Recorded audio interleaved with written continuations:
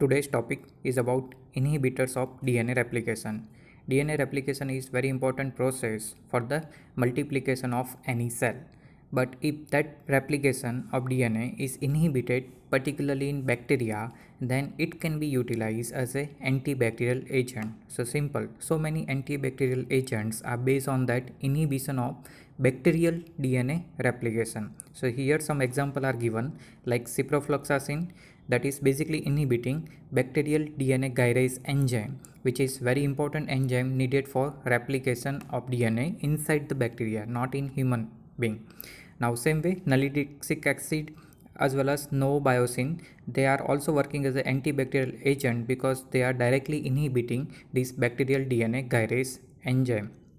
Now further, in addition, if DNA replication is inhibited in our body or in human being, then it can work as an anti-cancer agent. So here example etoposide, that is inhibiting human topoisomerase enzyme. Topoisomerase are also of different type 1, type 2, recently type 3 and type 4 also.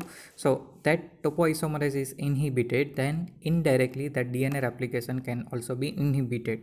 It can be utilized when uncontrolled growth of the cell is there or uncontrolled DNA replication is occurring, particularly in cancer cell. In that this kind of drug is very useful. So here one example etoposide, same way adriamycin as well as doxorubicin, both are inhibiting this human topoisomerase, and all these are utilized as a anti-cancer agent.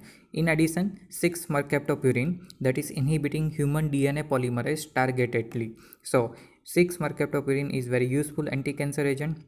In addition, previously we have also seen that 5-fluorouracil, that is structurally similar to the uracil, which is inhibiting DUMP to the DTMP formation. So thymidylate synthase enzyme is inhibited by this 5-fluorouracil, and that can also work as an anti-cancer agent. So all these you have to remember. If DNA replication is inhibited in bacteria, then that molecule can work as an antibacterial agent. If that DNA replication is inhibited in human being, that can work as an anti-cancer agent. But simultaneously, when this anti-cancer agent is given, that is also inhibiting normal cells also. So sometimes there are lots of side effects is also seen whenever these anti-cancer agents are given.